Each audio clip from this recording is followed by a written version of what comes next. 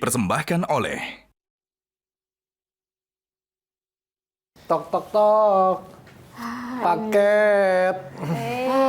Nyampe juga. Ya, Sahurnya minum minum dulu, air minum. putih doang nih. Iya minum air putih doang, kalau air jam-jam jauh. Oke. Geserin nos. Awas. Izin.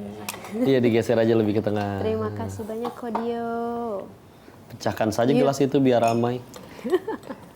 Chan. Ya, makasih banyak. Silakan. Dimakan. Diminum. Oh iya. Wah, ini bikinan Kodio semua nih kuenya. Iya, tinggal nuangin doang. Iya, alhamdulillah. Kita tadi masih bahas lanjut Al-Azim ya. Bahwa makna keagungan Allah, kalau kita ngelihat dari sudut pandang keterbatasan makhluk, itu justru jauh lebih gampang.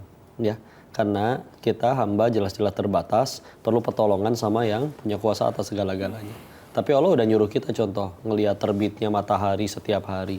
Benda seperti itu, sebesar itu setiap hari diatur, bisa gerak, ada garis edarnya.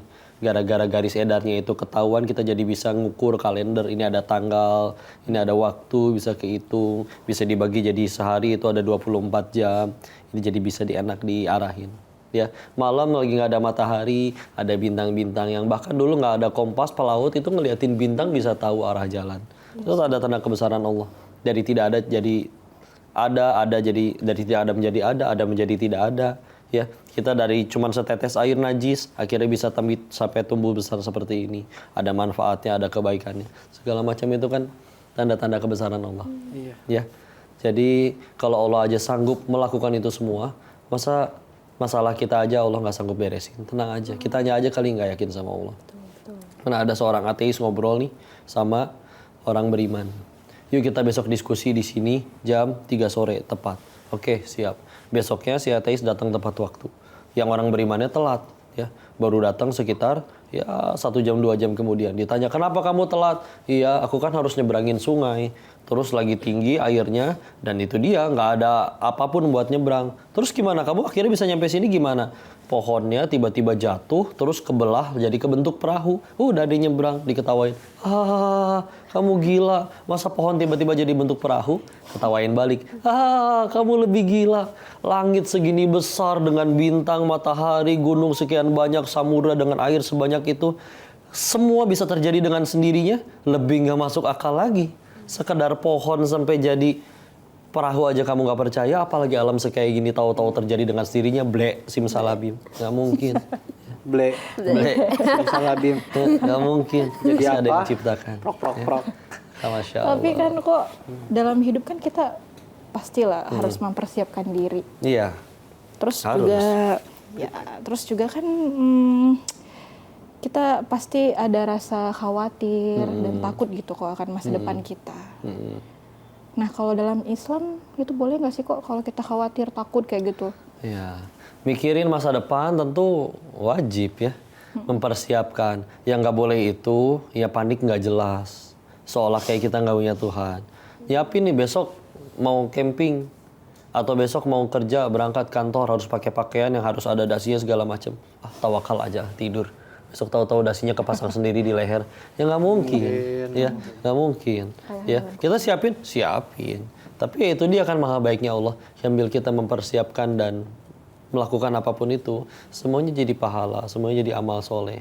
Sama kayak tadi ini, tadi udah ngelakuin untuk bikin presentasi semua segala macam. Keterima nggak keterima apapun hasilnya, tapi udah dilakuin kan, berarti pasti jadi pahala. Capeknya gimana? Pasti jadi penggugur dosa. Udah menang banyak. Udah menang banyak. Orang didakwahkan juga gitu.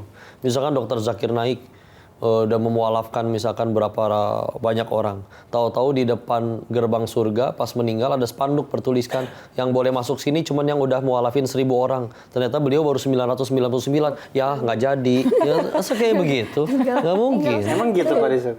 Enggak, tapi kan karena nggak mungkin kan. Justru karena nggak kayak begitu. Jadi ternyata akhirnya beliau berdakwah nggak ada satupun yang mualaf.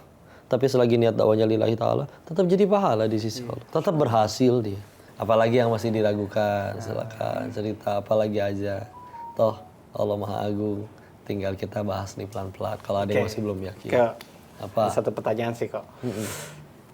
Kita kan dari etnis Tionghoa. Nah, untuk memberitahu kepada mereka-mereka atau yang sama etisnya dengan kita, ciri-ciri kebesaran Allah tuh apa sih kok? Karena kan kita banyak juga yang nyangka mualaf ya, banyak juga yang nyangka mualaf tapi baru belajar pas udah gede. Nah ini buat mereka-mereka yang etis Tionghoa untuk menunjukkan kebesaran Allah itu seperti apa kok? Di mana-mana Yang ada. paling logis buat mereka. Ya kalau paling logis sesuai nama pertanyaan mereka aja. Kalau mereka pertanyaannya tentang apa? Karena kalau misalnya sekedar Gitu teh. oh Al-Uqdatul Kubro itu boleh. Dari mana kita berasal, untuk apa kita diciptakan, setelah mati akan kemana. Iya. Itu Islam yang punya jawabannya paling lengkap, paling sempurna. Itu disebutnya Al-Uqdatul Kubro, 3 pertanyaan ya, mendasar. Ya. Dan aslinya kalau kita pengen bahas jauh lebih panjang terkait pencipta, ya kan kita nggak mungkin tiba-tiba ada. Kita ciptaan. Dan namanya ada ciptaan, pasti ada penciptanya. Kalau nggak ada penciptanya gimana bisa ada ciptaan? Ya, jadi itu sesuatu yang logik banget, ya. Dan kalau pengen kita bahas lebih lanjut, kita harus break dulu tapi sebentar untuk supaya lebih enak lagi bahasannya, biar bisa sambil lebih nyaman lagi, ya. Jangan kemana-mana, tetap di Asmaul Husna Metro TV.